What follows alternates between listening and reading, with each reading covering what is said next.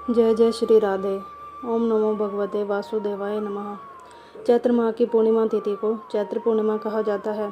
यह दिन व्रत व दान के लिए बेहद ही शुभ माना गया है। हिंदी कैलेंडर के अनुसार प्रत्येक माह के अंतिम दिन पूर्णिमा तिथि होती है। अभी चैत्र का महीना चल रहा है और इसी माह आने वाली पूर्णिमा को चैत्र पूर्णिमा के नाम से जाना जाता है। पूर्णिमा के दिन पवित्र नदियों में स्नान, दान व व्रत की विशेष महत्व माना गया है। कहते हैं कि जो लोग पूर्णिमा का व्रत करते हैं उन पर हमेशा माँ लक्ष्मी की कृपा बनी रहती है। व्रत के दौरान सत्यनारायण भगवान का पूजन किया जाता है और फिर कथा भी सुनी जाती है। काशीपुर नगर के एक गरीब ब्राह्मण को भिक्षा मांगते हुए देखकर भगवान विष्णु जी ने स्वयं एक बूढ़े ब्राह्मण के रूप में उस निर्धन ब्राह्मण के पास गए और कहने लगे, हे विप्रे, श्री सत्यनारायण भगवान मनोवांछित फल देने वाले हैं। तुम उनका व्रत पूजन करो, जिसे करने से मनुष्य सब प्रकार के दुखों से मुक्त हो जाता है। इस व्रत में उपवास का भी अपना महत्व है, किंतु उपवास से मात्र भोजन न लेना ही नहीं समझना चाहिए। उपवास के समय हृदय में यह धारणा होनी चाहिए कि आज श्री सत्यनारायण भगवान हमारे पास ही विराजमान है। अतः अंदर व बाहर शुचिता बनाए रखना चाहिए और श्रद्धा विश्वास पूर्वक भगवान का पूजन कर उनकी मंगलमय कथा का श्रवण करना चाहिए।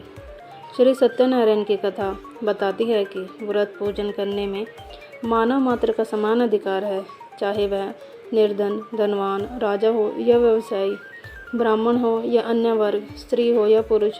ये स्पष्ट करने के लिए इस कथा में निर्धन ब्राह्मण, गरीब लकड़हारा, राजा उल्कामुख, धनवान व्यवसायी, साधु वैश्य, उसकी पत्नी लीलावती, पुत्री कलावती, राजा तुंगध्वज एवं गोपगणों की कथा का समावेश किया गया है।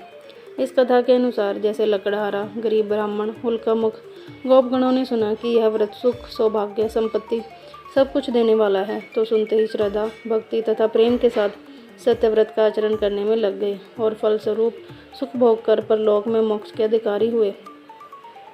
एक साधु वैश्य ने भी यही प्रसंग राजा उल्कामुख से सुना, किंतु उसका विश्वास अधूरा था और श्रद्धा में कमी होने के कारण उसने मन में प्रण लिया कि संतान प्राप्ति पर सत्यव्रत पूजन करूंगा।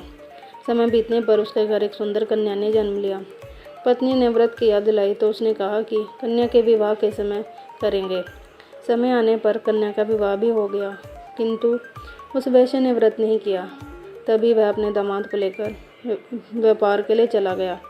वहां उसे चोरी के आरोप में राजा चंद्रकेतु द्वारा दामाद सहित कारागार में डाल दिया गया। उसके अपने घर में भी चोरी हो गई। पत्नी लीलावती और पुत्री कलावती भिक्षावृत्ति के लिए विवश हो गई। एक दिन कलावती ने किसी के घर श्री सत्यनारायण का पूजन होते देखा और घर आकर माँ को प्रसाद दिया। तब माँ ने अगले दिन श्रद्धा से व्रत पूजन कर भगवान से पति और दामाद के शीघ्र वापस आने का वरदान मांगा।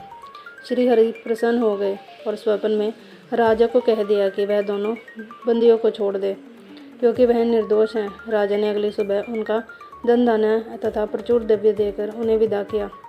घर आकर पूर्णिमा और संक्रांति को सत्यव्रत का जीवन भर आयोजन करता रहा। परिणाम स्वरूप उसे सांसारिक सुख भोगकर मोक्ष प्राप्त हुआ। इसी प्रकार एक बार राजा तुंगध्वज ने वन में गोपगणों को श्री सत्यनारायण भगवान का पूजन करते देखा, किंतु अपने अभिमान की वजह से राजा न तो पूजा स्थल पर गया, न दूर से ही प्रणाम किया और न ही गोपगणों द्वारा प्रसाद ग्रहण किया।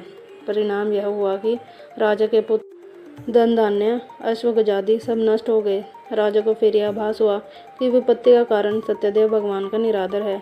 तब उसे बहुत पश्चाताप हुआ। वह तुरंत वन में गया और गोपगणों को बुलाकर उनसे सत्यनारायण भगवान की पूजा विधि पूछी और बाद में पूजा भी की। फिर उसने उनसे ही प्रसाद ग्रहण किया तथा घर आ गया। उसने देखा कि विपत्ति टल गई और उसकी सारी संपत्ति तथा जन सुरक्षित हो गए। राजा प्रसन्नता से भर गया और अपना सर्वस्व भगवान को अर्पित कर दिया। ओम नमो भगवते वासुदेवाय नमः। जय जय श्री राधे।